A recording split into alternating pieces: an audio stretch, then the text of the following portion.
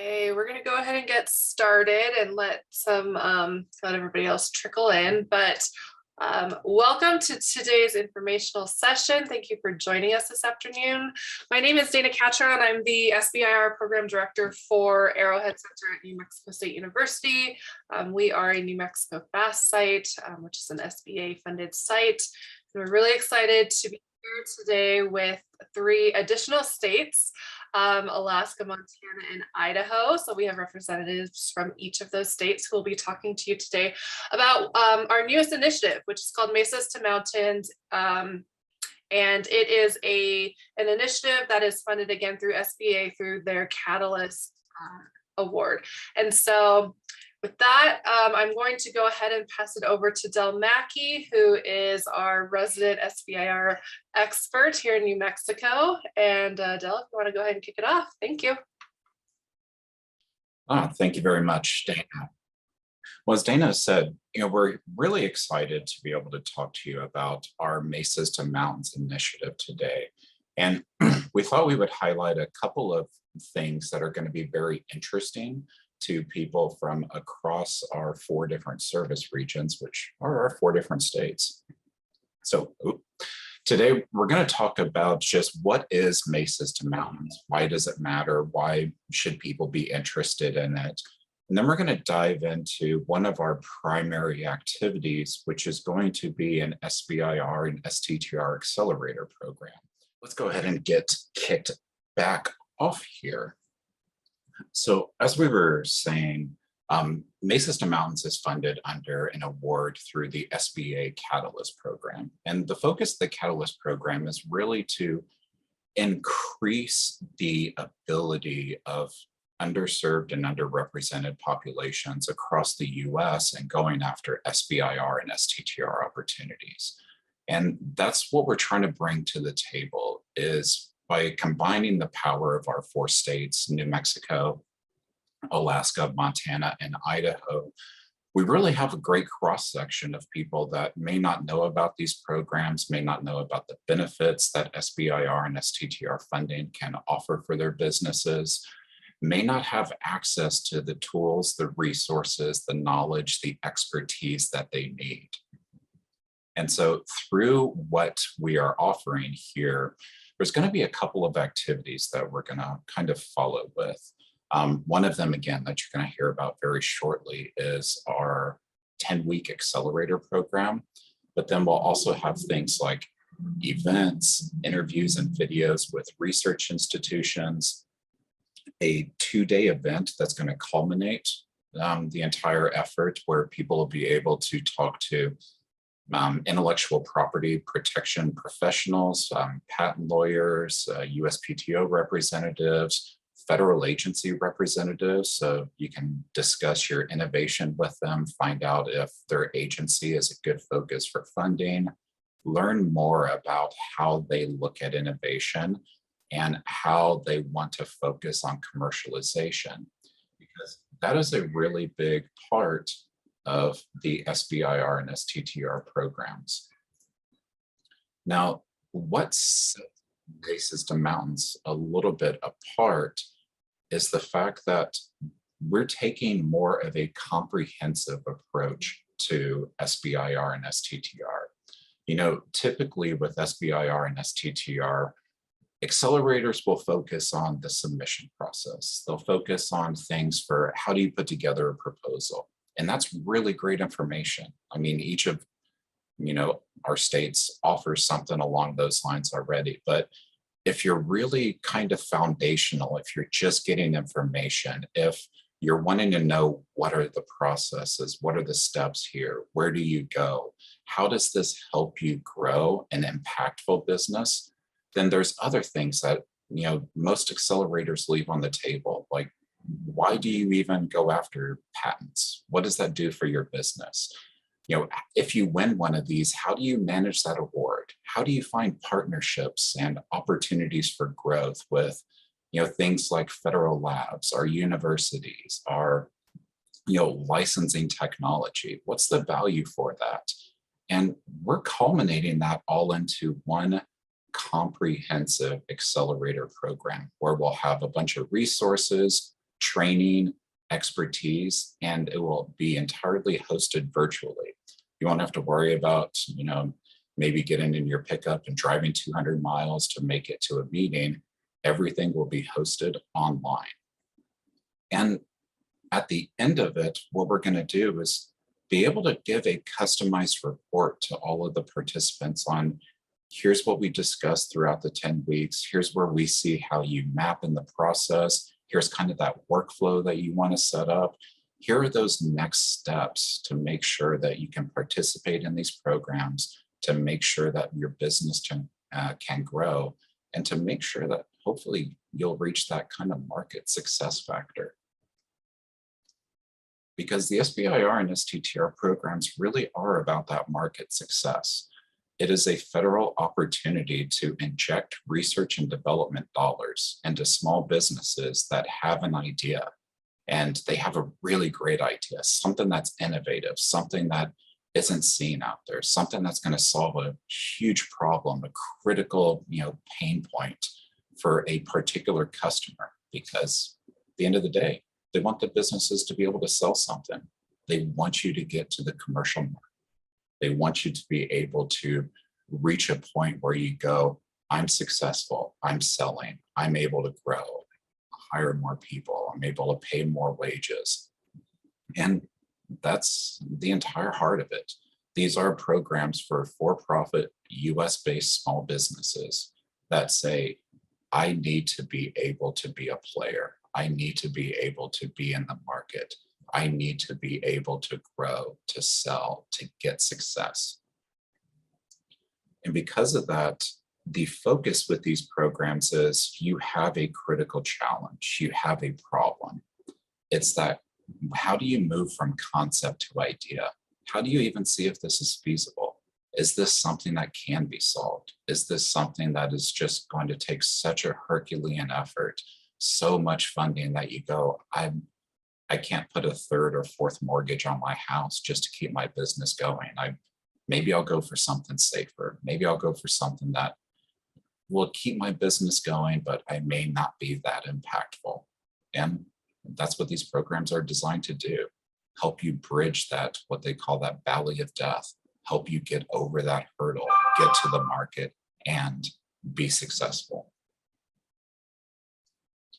Now, one kind of just real quick thing to know about the SBIR and STTR programs is these are 3-phase programs, because that first phase is, I need to be able to see if this is even feasible. I need to be able to see if I can actually answer that critical challenge, that technical problem that is holding me back, that thing that I just can't answer, that I go, man, this would be great if it could work. I don't even know how to make it work. I don't even know if it's possible. Well, the phase 1 really looks at that. Is it possible? Is it feasible? You're not trying to solve the problem during phase 1. You're really trying to say, this can be solved, this can be addressed. Because in the phase 2, you get more funding, you get a longer time period to actually create that solution, to go from that, this is feasible, to this is a market-ready prototype. This is something I can hand to a customer. They can put hands on it. They can tell me how it meets their needs. They can tell me what else might need to be involved. They can tell me how I need to develop the product so that it's something that they would be interested in buying. And then phase 3 is be in the market, be selling this, be making revenues in some fashion. Because that's one thing that people really kind of focus on is, I don't have a physical product. And it doesn't really matter, because sometimes the product is you. Sometimes the product is the services you can offer. Sometimes the product is the knowledge for things like tech transfer, for licensing. As long as you have an idea that you think you can make revenues off of, and it's innovative, there is a potential for you to participate in these federal funding opportunities, because that's what it is. Innovation and commercialization. That is the hallmark of these programs. If you have both of those and you have a complete and a compelling proposal, if you speak to a need, then there's a potential for you to be funded. for you to actually get to that marketplace, for you to offset some of those costs, not have to be so risky, because these are a de-risking program. They want you to come in with a risky idea that this funding is the only way that you can get there. On screen. And the best part of that is these are equity free. So you don't have to give up part of your business. You don't have to give up part of your idea. You don't have to pay the money back. This is your tax dollars at work. The long and the short of it. And it helps you be successful even beyond that, though. It helps you get that process for, we're going to innovate. We're going to constantly change. We're going to look at other opportunities. We're going to look at other places we can get to the market. And it's really great for if anybody's ever tried to go after things like venture capital or third-party investment. There's a lot of due diligence. They want to know, how are you going to get to the market? What is your, critical point in being able to expand? What is your manufacturing need? Why are people going to buy this? Well, that's stuff you find out through the SBIR and STTR process.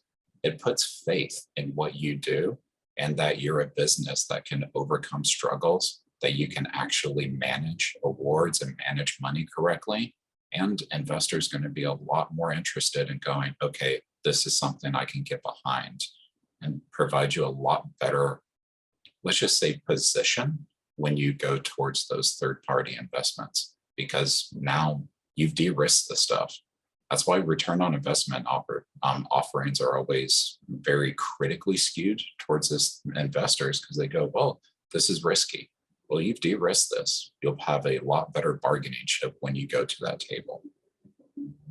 And at the end of the day, it provides you better opportunities to get into that market, to make sales and to make revenues.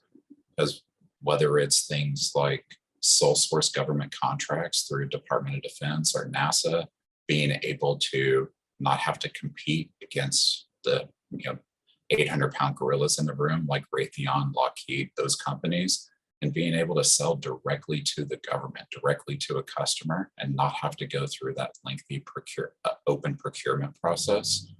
It is a great value for businesses that want to succeed and just don't know how to take those first steps. But kind of in a nutshell, that's why what we're focusing on with Mesas to Mountains is to provide that opportunity for people to know more about these funding programs and know how to approach them. So through our accelerator that I mentioned before, again, it is a 10-week accelerator. We're going to run 2 of these cohorts, and we are going to cover that kind of, stem to stern for what is SBIR. So not only just what are these programs, what are the agencies that participate, what you should know about these agencies, of course, information about the proposal process, how do you put together a proposal, how do you actually approach these agencies, but again, also bring in those things like award management, intellectual property protection, commercialization tips, tricks, best practices. What do you need to do to be successful for getting to the market? How do you actually take those commercialization steps and, quote unquote, no, it's not a real word, but commercialize your product? And where do you go after that? What are things and other opportunities? What are things to be aware of? What are things to know about? Like venture capital, our tech transfer and transition from research institutions, federal labs, universities. A lot of them have some really great technology that's just sitting on the shelf because they don't commercialize. I work for a university. We have some great stuff in our portfolio. The likelihood that we will ever create a product out of that and sell it on the market, I won't say zero, because there's always that slim chance, but might as well be zero. We'll never do that, right? And higher education institution, we're not about selling products. So where do you have those gaps? Where do you have those holes you can plug? And how can we help you get there? The accelerator is actually open right now for applications. and it'll close on February 25th. And if you want more information, we'll actually have our contact information and, again, have questions and answers at the end of this. But before we get into the different kind of states that are participating in this and what our focus is, why we're participating, what we hope to get out of this, we're going to have a couple of goals for the cohort because we want to be impactful. We want to be of service to the small businesses located in our different states. We want to make sure that we're growing that innovation ecosystem, that people can come to us and go, I don't know those next steps, but I've got that $1 million idea. I can be successful. So how do we match up with that? How do we actually make sure that they get to that step? And whether it's weekly sessions that'll happen throughout the cohort, information, tools, resources, workflows, documentation, templates,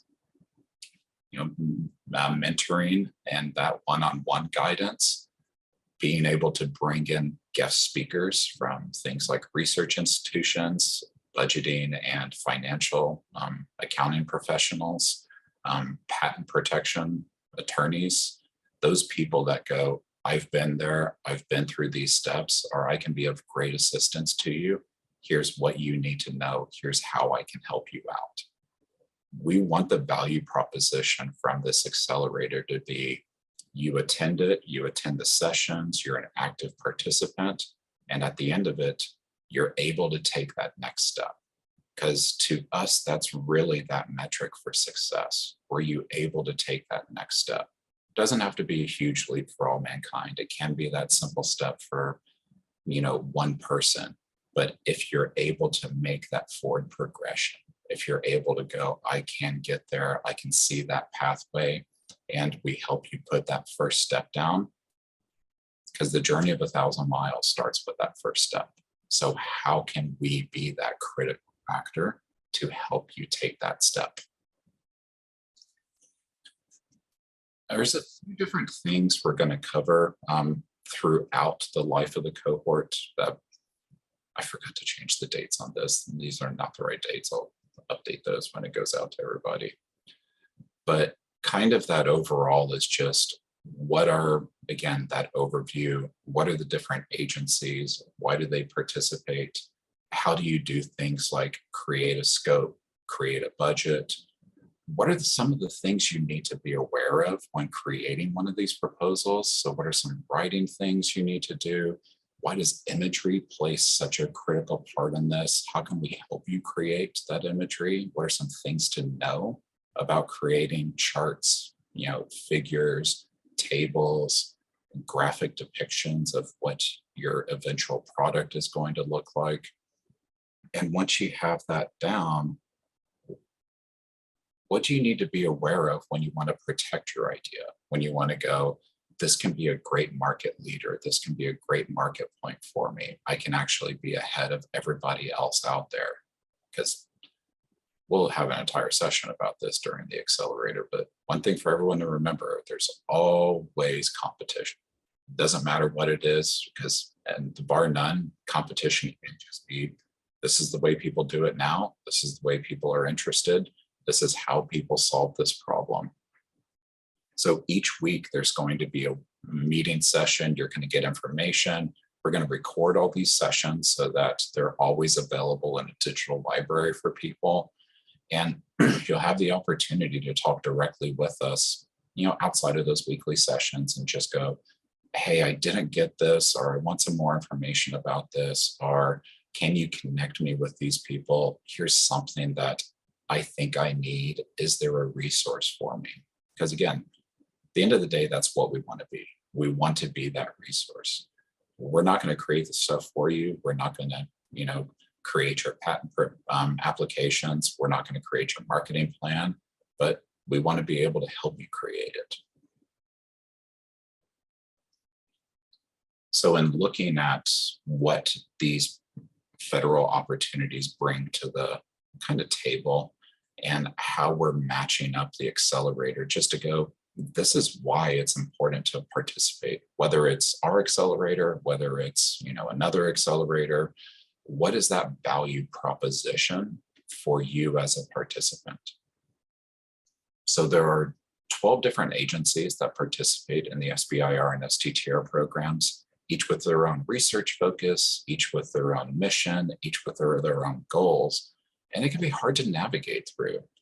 Agencies focus on different things. Agencies have different requirements. Agencies want to see different types of solutions. And that's one thing that we'll do through the accelerator is help you find that match, help you know about what is innovation to someone like National Science Foundation. Why is that sometimes different than what someone like Department of Defense thinks about innovation? Why is commercialization so critical to a governmental agency like NASA versus what National Institutes of Health thinks about commercialization? Why is that even important to cover? How do you cover that? There's a lot of mystifying things about these programs, and that's what we're going to do, is just kind of go across the board and demystify them in the best ways possible. And these are, even though they are equity free, at the end of the day, they are an investment. The government is investing into your business, investing into your idea because they want you to grow. So just like any other investment opportunity, you're going to have to create a proposal package. You're going to have to say, if you give me the funding, here's how I'm going to use it. Here's what I can do. Here's how I'm going to solve this, technical challenge. Here's how I'm going to de-risk my idea. And it can be very hard to create that proposal package, to know what do you focus on, why do you focus on it, and how do you speak in that agency's language. So that's also one of the things we're going to do, is those best practices for proposal creation. Be able to provide templates, be able to talk through, here's what we mean by technical writing. Because technical writing for an SBIR, STTR proposal is very different than what most people think of when they think technical writing. It's vastly different than a journal article, or through even something like a patent application. There are different things to know and ways to discuss what you're creating, ways to couch it in that agency's preferred language, because everybody has their own lexicon, and ways to approach that are going to make it more compelling, going to make it more fundable, going to make it more interesting to that agency. And at the end of the day, just knowing, what is that commercialization? What's that pathway? How do I make that strategy? How do I know that steps to get into the market? How do I know those steps to actually create that plan for, this is where I want to be in 3 years, 5 years, 10 years? Because those are a critical part of these proposals that you submit for SBIR or STTR. Agencies want to see that you kind of have ideas even out of the gate of, this is where I want to be, this is what I need, this is how I'm going to be successful. Because they don't want to give money to people that really have no opportunity for success, don't even know that potential for their product, don't even know who they're going to sell it to. And what is that value proposition to that customer? Because there has to be a value proposition. People don't buy products just for the heck of it. Well, most people don't buy products just for the heck of it. I buy stuff just for the heck of it sometimes, but it's not a way of life. You answer that need, you buy that thing that is critical for you. And we're going to help you figure that out, because if you can't answer commercialization, if you can't show that there's some revenue potential with what you're creating, the likelihood for you getting funded is going to be very low. So that's kind of what we're doing in a nutshell. Why, you should be interested in Mesas to Mountains, why you should be interested in our accelerator, what we're focusing on. And now we're going to allow some of our other states to actually talk, some of our, other participants, some of our partners to say, what are they focused on? What is interesting to them?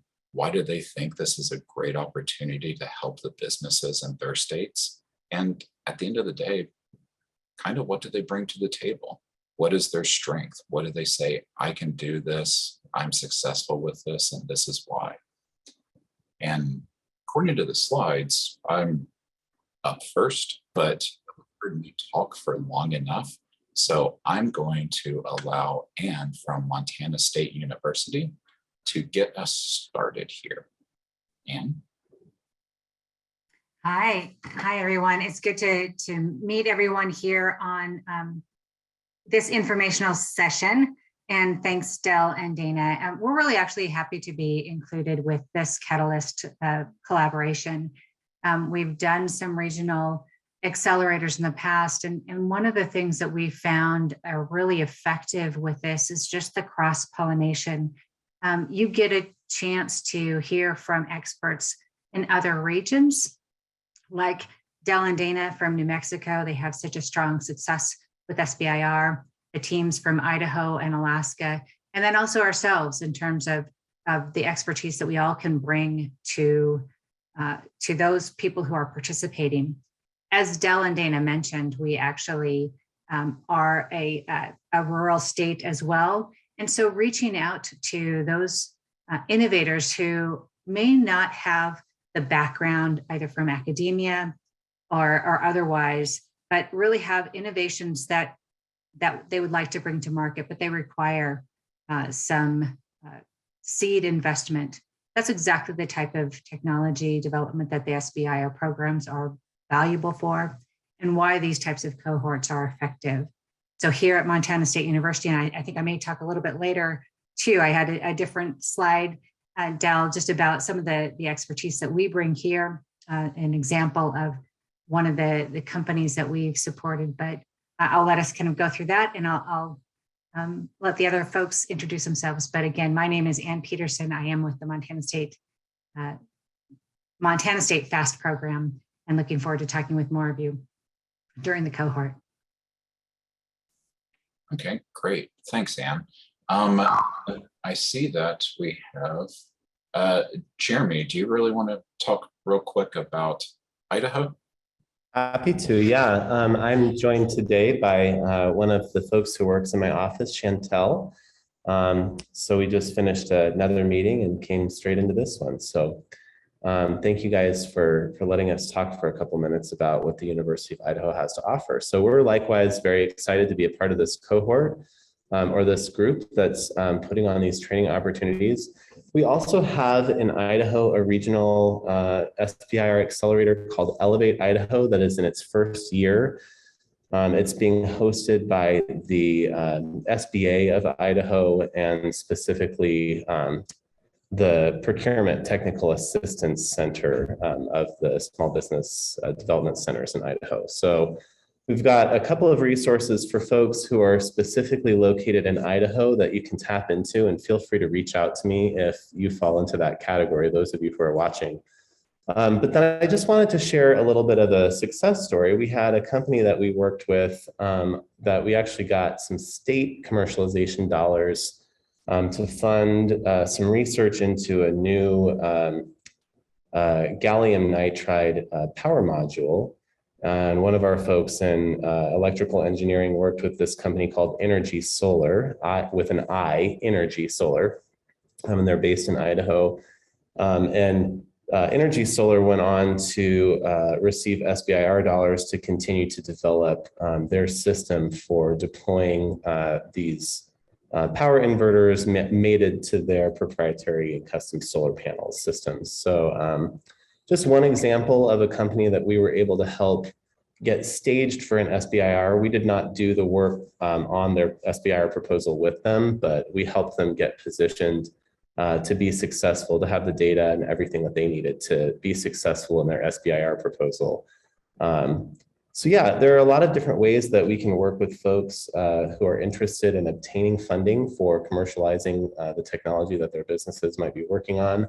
And we're happy to talk through those possibilities with you guys as you go through our training here in this Mesas to Mountains SBIR Accelerator. So thank you so much, you guys. I look forward to working with some of you in the future. And I'll be part of the training courses as we go forward, specifically helping folks with questions around intellectual property. So thank you. Great. Thank you very much, Jeremy. Evelyn, do you want to talk about Alaska? Yes, hello everyone. My name is Evelyn Hakume, and I work at Alaska Center ICE at the University of Alaska Fairbanks. We are so excited for this opportunity. SBIR in Alaska, it's going to be one of the first programs, and our main goal is going to be to outreach all the rural Alaska into communities. So we're pretty excited about that, trying to bridge the gap that exists of information and try to bring all this SBIR opportunity to everyone. Our cohort starts in March, so if you are here from Alaska, please reach out to me. I can walk you through the application process. I can share more details about our program. And most importantly, we need you to be here. It is a unique opportunity, not only because you could potentially get grant and funding, but you're also going to learn a lot about commercialization, entrepreneurship, and how to patent your technology. So if you are a little bit looking forward to, like learn a little bit more about those skills, this is definitely the cohort to do it. So thank you, Del. Great. Thank you very much, Evelyn. So you've heard from three of the states, and with New Mexico, as Dana mentioned at the beginning, before we had to reconvene to our new Zoom link, we are a FAST awardee. We've actually been funded by the SBA to help businesses across New Mexico go after SBIR and STTR opportunities for the past 7 years. We've helped quite a few applicants, and we do a lot of online training, a lot of online resources, whether they're videos, compliance documentation, proposal templates. We make sure that what we offer and what we do makes sense for businesses in New Mexico, or even now beyond New Mexico. Why is this more of a pathway? Why is it kind of almost like a process or a workflow? And we kind of try to tie that in and tie SBIR into other things people should know. So whether it's helping them get into some of our other assistance programs like market discovery and customer identification, whether it's helping them, develop student businesses, faculty making spinouts, licensing technology from NMSU, or whether it is just, hey, here are these things that we can do from a technical standpoint. Here are some things that we can help you do with rapid prototyping, small scale manufacturing. Why is this a way to think about your business kind of from that 35,000 foot level? Because that's really what not only here at NMSU, but I know our other partners and just our focus on Mesas to Mountains is make use of the tools that you can have, make use of the tools and resources you can put hands on, because when you grow, we're successful. We say we did a great job because we helped you take that step. We gave you that knowledge, and you turn that knowledge into learning and success. And that's what we want to do. As Anne mentioned, she's going to talk about like one of her success stories, and just really quick to showcase, one of our success stories that does speak towards the goals of what we're trying to do with Mesas to Mountains. So we have a SBIR awardee we worked with for a couple of years, because again, these programs can be hard to approach. It can be hard to figure out your pathway. And for some people, it might take them a while. They might have a couple of strikeouts before that they hit that home run. So Wildlife Protection Management is a New Mexico company that is currently funded under an NSF Phase 1 SBIR. They're putting together their Phase 2, but they're also looking at other things like contracting opportunities with Bureau of Land Management, technical development with some of the research institutions or the federal labs like Sandia or Los Alamos here in New Mexico, trying to set their creation, set their pathway, and set their development up in a way that makes sense to them. And that SBIR award to them was really that catalyst. They weren't able to get funding before. They were too risky. They went to third-party investors. They went to venture capitalists, and they said, this seems interesting, but I don't know how you're going to get there. There's a lot of risk here. You don't even know the technology. You don't know how you're going to create it. So it was really a great way to control the wild horse population, to be able to provide vaccinations remotely through an interesting feeding and darting system, and to be able to track those animals through RFID chips. And they had this just wonderful idea. They said there's such a wild horse problem.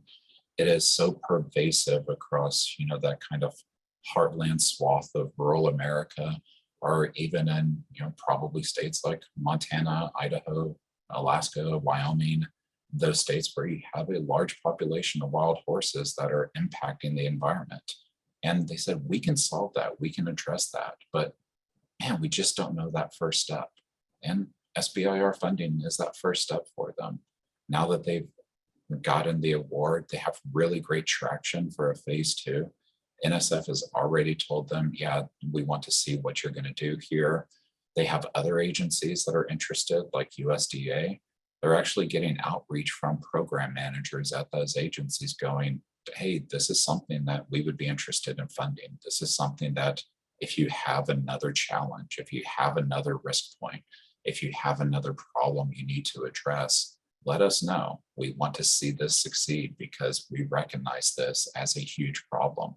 And that's what these funding opportunities do. They do allow you to kind of take that as an impetus and to take that step to go, I'm on my pathway now. I'm, walking this trail now towards being a commercial success, towards being a viable company, towards having something that people are going to buy from me. And maybe you sell 40 million of them for, $10 each, or maybe you sell 100,000 of them for $4 million each. Whatever that looks like, whatever that needs to be, that's what these programs are about. And I know you said you wanted to speak about one of your success stories and some of the other things that you do. Why don't you go ahead and talk about that now? Okay, thanks. And actually, I don't know if I gave you, there we go. That's perfect. Thanks, guys. And thank you, everyone, for your patience, as I was kind of waiting for this prompt versus the other slide that indicated the participants in this collaboration. Again, so we are with Montana. We are also the Montana Fest recipient. So we have been providing for over 10 years SBIR support for Montana investigators and entrepreneurs, helping them to navigate, learn about, become aware of the SBIR and STTR programs. We're based at Montana State University. And as Del and Dana said, and the other teams, participating with technology transfer is really important. We're also based specifically at the TechLink Center. We are under the Office of Research, Graduate Education, and Economic Development here at Montana State University.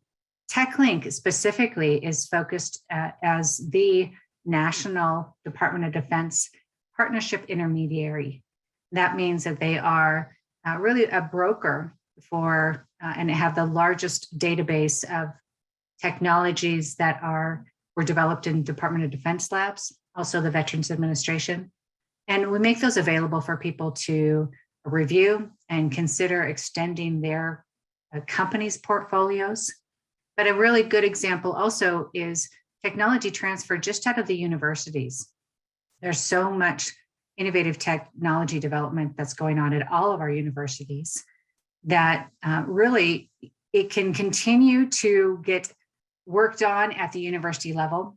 But in order to get that out to market, to really allow that technology to have the impact that you hope it can have, you really need to get that into the hands or turn it into a spin out so that it's with a small business to make that into an actual product. And one really good example that I think will actually really tie in with what we're trying to accomplish here and help you do is take a look at how you can actually take an early stage technology and develop that into a product leveraging small business innovation research. One of those examples that I mentioned is called resilient computing. Resilient computing is a technology that is actually really, really cool. And it's going to be one of those technologies that you and I are going to leverage and benefit from and have absolutely no idea that we're actually using it. And ultimately what it is helping to make sure that computers that are going up to space, whether it's satellites, rockets, as space stations, anything that is, assisting with communications and information that we're getting back here on Earth. Those computers, you can't just send a computer up into space. It'll just essentially disintegrate. The radiation, all of those things that are bombarding systems up in space are just to cause too many faults. So a researcher at Montana State University, Brock Lemaire's, had developed and had been funded to continue experimenting on a radiation hardened computer. And there are some radiation hardened computers out there, but they cost something like $200,000 and last 1-2 missions, perhaps, if they're lucky.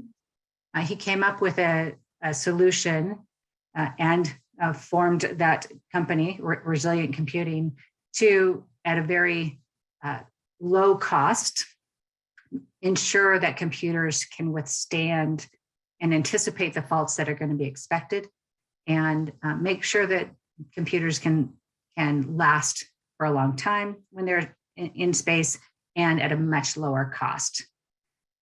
This story, the journey, we started working with Brock and his team a couple of years ago, similarly, doing some early market analysis, just even seeing if SBIR may be the right choice. He was able to then secure the licensing from Montana State University to form the spin-out and everything else that's involved with that, protecting the IP and getting an exclusive license to that technology. And then we actually looked into SBIR, looked at a couple of different agencies. NASA sounds like a pretty fair one, and it was successful. We were able to help him with training about SBIR, helping him with templates, helping him with not just templates for technical and quad charts, things like that people may need from a NASA expectation is to assess the intellectual merits of his proposal, but also the budgeting, ensuring that he had a really very strong, accurate budget that mapped to the scope of the project that he was proposing to NASA. And also a proposal review from experts on my team to help that investigator to receive feedback, really forthright feedback from someone who was reading their proposal with a reviewer's eyes. Often I tell people, I'm not the best reviewer. I can review, but I'm really your coach and your cheerleader. And I'm going to be clouded because I'm working with people throughout their process from ideation to commercialization. And so I'm such a cheerleader that my eyes aren't unbiased or they're biased. So having a third party, one of our consultants, review their proposals gives people a really good sense of things that they can catch, not just grammatical, but is it reading well? Are they hitting the mark on what that agency might expect? And these are the types of things that you'll learn. But one of the things that the benefits that this academic researcher who's written a ton of proposals, he acknowledges that these were completely different. These are so much different than writing a journal or writing other types of proposals than that he had received before. So that's how we can help. But also what we have done is help connect them with the other partners in our ecosystem, pitch competitions.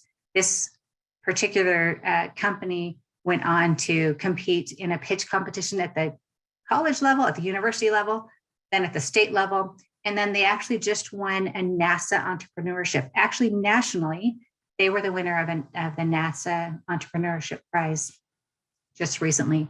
And that was because of all of that coaching that he received from our team, as well as our partners in our kind of innovation ecosystem. So that's just sort of a summary, another example of some of the stories that you can have from a company that didn't know how to get this into the market space to being able to, just by knowing a few people and how to get started, and that introduction from tech transfer to us, to our team, and then the snowball effect that helped them to see so much success. So that, I just wanted to kind of share that a little bit. And then we will be talking with you more about just how to work with research institutions, whether it's a university and or some of the national labs. And I know Dell and Dana and all of the other teams as well have really good relationships with national federally funded labs. And how might you take advantage of those opportunities to become successful and get your products to the market? Great. Thanks, Anne. So now you've heard about what we're doing. You've heard about Mesas to Mountains. You've heard about the accelerator, and we're just here to answer questions. We have our contact information here. These slides will be going out to everyone that registered today, as well as a link directly to the site where you can find out more information about the entire Mesas to Mountains program, more information about the accelerator itself, any of the expectations, as well as a link to the application, because those applications are live. We want people to sign up. We want to be of service and of value to the people in our different states. So now, if you have any lingering questions about, are these programs right for me? Is this something I can approach? What are some of the things that are going to happen during the accelerator? Please go ahead and ask them. We're here to answer things. Hey, Del, thanks for that. This is Doug Franklin from Alaska. And first, quality check, can you hear me? Yes, can hear you just Excellent. fine. A couple questions. There's a call out about this program being focused on underrepresented and underserved populations. And I'm wondering if you can wrap a little more, or one of the other leaders here can wrap a little more definition around that. Is that, by definition, the states in this coalition, or is it specific population segments within them, or what? So we are taking a little bit of a broader definition for underserved than you typically hear about. For underserved populations, obviously, women-owned businesses, minority-owned businesses, Native-owned businesses, service-disabled veterans. But for us, we also consider things like first-time applicants, rural businesses, the people that don't have access to that training and knowledge and expertise they need. They are really underserved. You don't have to be an underserved business to actually participate in the cohort. We will make some efforts to do things like targeted mentoring. So if you need to hear from a business that is also maybe a service-disabled veteran-owned business that captured one of these opportunities and knows those struggles, there will be some mentoring that will set up for that. But as far as participation, the people that just can't access the information they need to be successful is really underserved. They're not well represented. You hear a lot about the multiple time awardees, the people that have 10, 15, 20 awards under their belt. And I know that our other partner states also feel the same way that we do, is that that's great, but we want those first-time applicants. We want those rural businesses, and of course we want minority-owned businesses, women-owned businesses, Native-owned businesses, those people that just kind of fall through the cracks. So that's at least from the New Mexico standpoint, what we're looking at when we say this is really focused on helping. Are one of the primary goals, let's say, rather than, because lexicon, people go, well, it's focused on, underserved. I don't think I'm underserved, but to us, there's a lot broader definition. But one of the primary goals is to help those underserved businesses. Anne or Evelyn or Jeremy, if you want to tag in on that as well. Hi, Doug. Thank you for being here. Hi, Anne. I'm just going to quickly say, definitely, yes, our broad definition allows us to reach out to more individuals that have never heard about SBIR. And when I met you, Doug, you told me that you were not familiar with this type of grants. So you are indeed definitely underrepresented. And I think if anything, to be able to talk about SBIR with someone that's never heard of, regardless of, specifically like ethnicity or their relationship with the university, just gives us the opportunity to continue what SBIR is meant for, to bridge that gap for all small businesses in America. So thank you for your question. And Anne, please step in. Oh, no, Evelyn, this is great. And Doug, it sounds like you're connected with Evelyn and her team, and that's going to be brilliant. That's going to be really primary. But I guess to the point of who are we serving, we definitely want to make sure that we're giving people the opportunity who just are not traditionally teed up to even consider SBIR, as well as those who just by numbers are underrepresented in the overall number of SBIR applicants. And so what we can do is, what we have found is these types of collaborative accelerators really do help those of you who haven't been through this process before extend the reach of, understand and be able to navigate this process better. Whereas some people are coming from companies who've participated or who have a long lineage of even academic success a lot of people don't have that.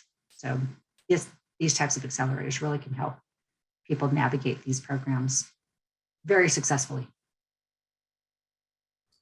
And the other thing that I would add is that, taking Idaho as an example, because that's where I am, we're nearly 100% rural population here.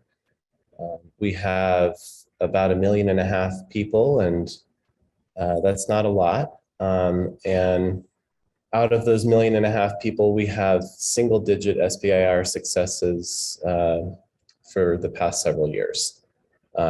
So if we contrast that with a place like Boston, for example, that has a really high level of success, a really high number of successful SBIR businesses that are focused maybe even exclusively on obtaining SBIR funding. That's really, I think, where you can see that this entire region of participants on this call can very easily qualify as underrepresented, sort of by contrasting it with a place that is well represented in SBIR funding. You can sort of understand what they're looking at and what factors might be absent in this region to motivate this type of a training activity in a cohort-driven setting. Well, I hope that answered your question, Doug. Yes, thank you. Appreciate that. No problem. Any other questions from people?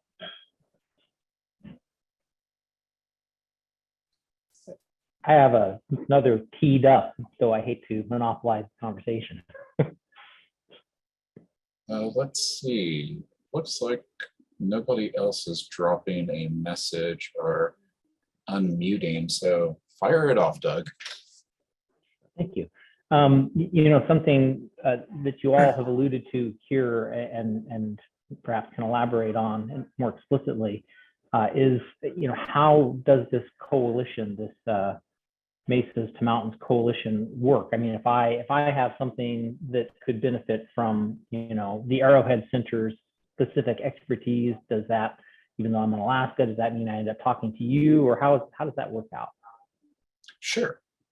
So kind of in that, really what we're doing across our 4 states is bringing that groupthink to the table. We have these planned activities we're doing, like the accelerator.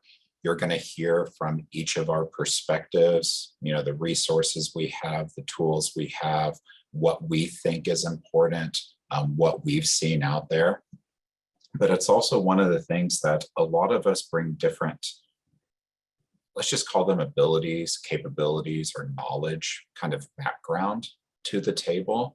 And it's something that people will be able to tap into. There's other programs that, like I know New Mexico or Arrowhead Center runs that would require somebody to be in New Mexico to participate in. But if it's knowledge, if it's discussions, if it's conversation, if it's that expertise and insight, that's something that, at least from our perspective, we are bringing to the table for anyone. It doesn't matter if you're in Alaska, Idaho, Montana, no other states, it's for our 4 states. But if you're in a different state than New Mexico and you go, God, that was something, in that weekly session, Del really talked about that I'd like to dive into, I'd like to discuss with him, I'd like to get more information. Me personally, I will always be available. I love talking about these programs because I believe in them. That's why I've worked here for the past 7 years on the FAST program and on helping people go after SBIR and STTR. So if nothing else, at least the tools and resources we have, the knowledge and the insights, you'll always be able to get no matter which state that you're in.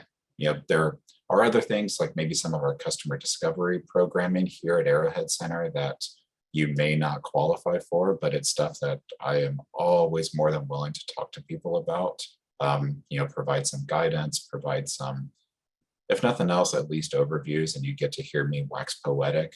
I'm not an expert in everything. If I was, I'd be sitting on a beach in Aruba with, a Mai Tai in one hand and, enjoying the sunset.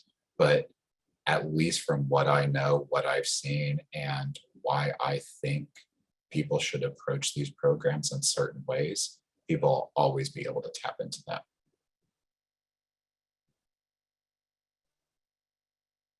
Got it. Thank you.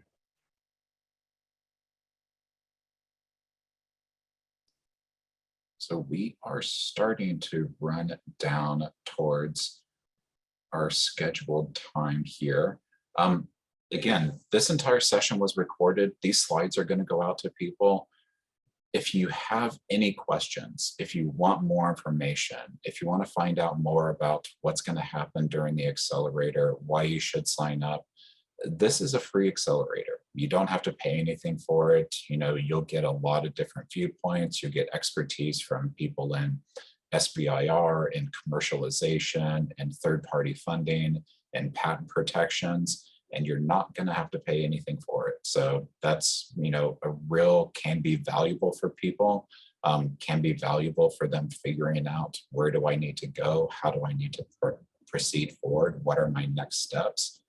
Because that is what we're about. We're about helping the businesses across our 4 states grow, get to that next stage of development, and hopefully be a commercial success down the road. So again, if you have any questions, want more information, do not hesitate to contact us. We have all of our email addresses on this slide here, and we just invite you to sign up, be a part of our accelerator, hang out with us for 10 weeks and learn how you can take your business to the next step. But thank you all for joining. This again was recorded. I'll make sure the recording goes up on YouTube and everybody gets these slides. And we hope to see an application for our accelerator from all of you.